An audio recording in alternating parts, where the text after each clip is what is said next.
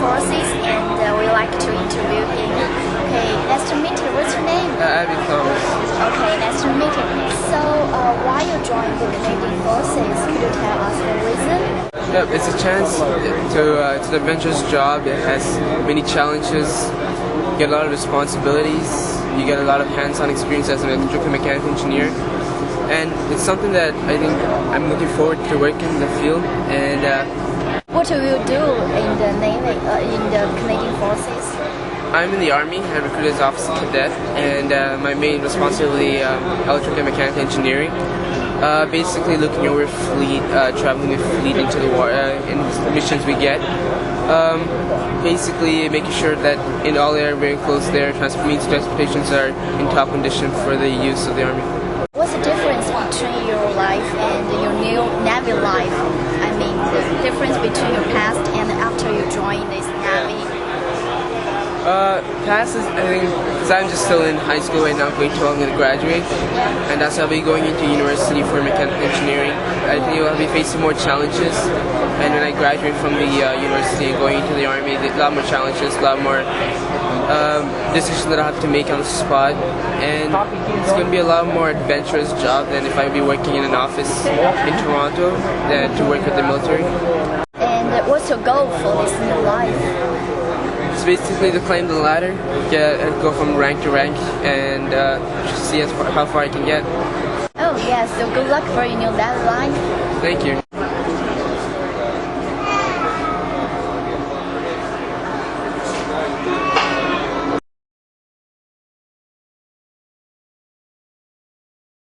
Here on the upper deck right now, we're going to move forward and have a look at the bridge and the ops room. I think these are surface-to-surface missiles. They have a range of about 150 kilometers. When I say surface-to-surface missiles, it means they're used against other ships. Part of those are Sparrow Missiles. And these are surface-to-air missile, and they're for defending the ship against an air threat, like an attack aircraft or a missile. And they're really a point defense weapon, sort of with a maximum range of about 10 kilometers. I find that most of the weapons on this ship are defensive weapons. A rigid-hulled inflatable boat. These, as I said, we use these for diving operations and for running around the harbor. This is sort of our utility work boat. We use it as a primary boat for boarding operations. And this is the boat that they'd be using. So we put about 12 guys into this boat and they go over and do inspections. And that's one of the major tasks that we use this for. The big black one here is our air search radar, so that's for locating aircraft. Planes, has a range of about 250 miles, so it's a really powerful radar. You can see quite a long distance with it. We have navigation radars, we have systems that allow us to detect other ships' radars. We have transmitters that allow aircraft to find us, our own friendly aircraft, all kinds of things that are up on the mast there. He has to go and sleep, and he has work to do in his cabin. He's got administrative work that he needs to do. So he delegates one of the officers that he deems competent to stand up here and take charge of the ship, which means that they have responsibility for the safety and the organization of the ship when he's not up here.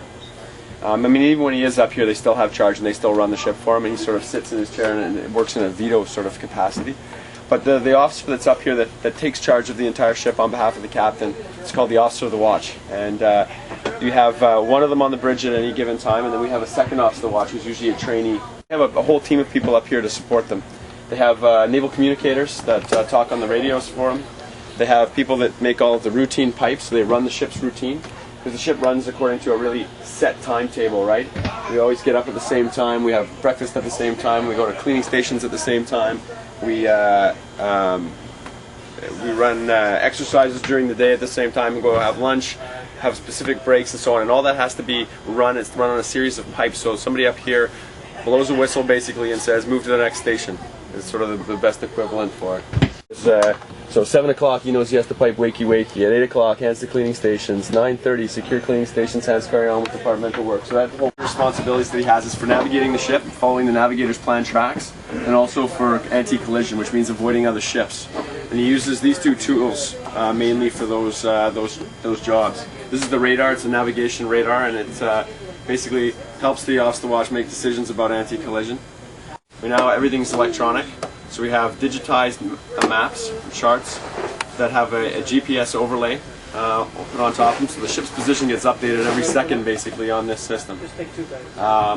And it's been one of the big transitions that we've made in the Navy recently, is to go from a paper chart bridge to an electronic charted system. The ship is now steered with this little, basically a hand wheel, and the throttles are done here with two little joysticks. They're not on right now, but they're about this high. So everything is computerized, like the way that the commands are sent from the bridge is all electronically done now, not mechanically done. So the systems have become a lot smaller and a lot more sort of push button oriented, rather than the old telegraphs with the big handles and the great big, wooden steering wheel and the rest of it. So they live longer and healthier lives.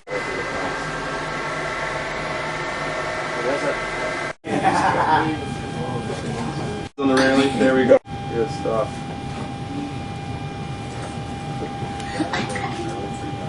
What?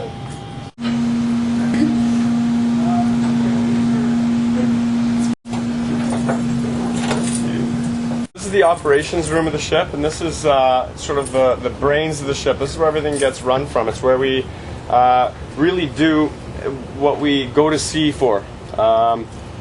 The bridge and the engineering department and the rest of that gets us to where we need to go, so that the people that sit in this room here can do what it is that the ship's supposed to do. The way that the operations room works, there's sort of three basic warfare areas that we deal with in a ship. There's anti-submarine warfare, there's surface warfare, which means against other ships, and then there's air warfare, which means defending ourselves against air threats. And all those functions take place in the operations room. We have a group of people that sit up in the front row. They're called NCI ops, and they operate all of our sensors, like our radars that go look out and tell us what's around us, both in the air and on the surface of the water. We have electronic sensor operators who sit on the left-hand side over there, the port side of the operations room. They control the guns. They control the missiles. They also are used to make determinations on threats. So they have a piece of equipment over there that looks out and detects other ships or other aircraft's radars and gives us an indication if somebody's fired a missile at us. Okay. On the starboard side, and somebody was asking me about the sonar ops and the anti-submarine capability that we have on board. These guys over here do anti-submarine warfare.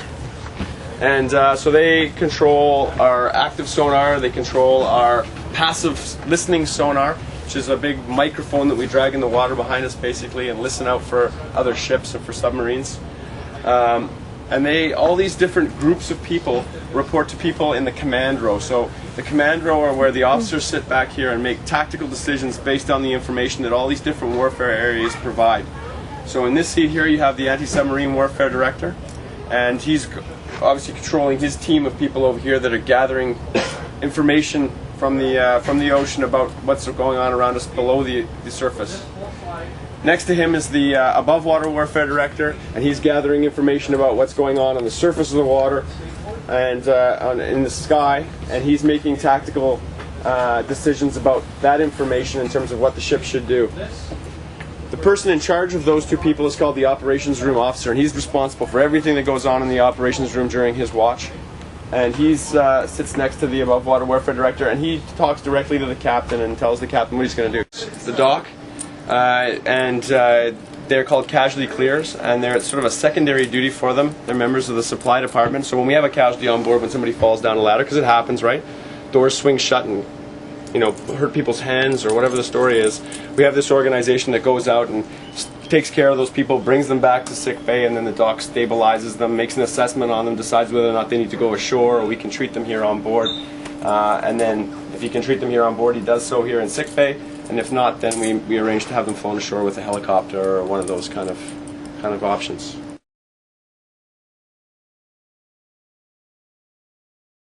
So nice to meet you. Yeah. Could you tell us, the Halifax is the first warship? The first of its class. This whole class is known as the Halifax class, and this was the first of that class that was built back in 1991. Halifax has been involved in a lot of operations. She's certainly been deployed on a number of NATO exercises around the world. She's been to the Arabian Gulf. She was the first ship in the Canadian Navy to get deployed to the Arabian Gulf after 9/11. So lots and lots of different operations and events that she's been involved in. The ship has been fairly lucky, and it hasn't had any major disasters or any major casualties or anything like that. So yeah, the ship has been quite lucky as a warship. The ship is designed to be able to handle heavy weather. It's a ship that's designed to operate in the North Atlantic, where we do experience rough seas regularly. The ship was recently on a fisheries patrol off the Grand Banks, and we saw some very heavy seas. And basically the design is that it can handle heavy weather. It's not going to tip over. It's not going to get overcome by the waves. It's designed to be able to handle that, and it does so very well. We have the ability to encrypt our communications so that only other ships with the same cryptographic material can decode what we're sending. So it is one of the capabilities that we have on board. Yeah. Well, we have all different levels that you can enter the Canadian Forces. You can come in as a technical person, or you can come in as somebody that's going to be an operator.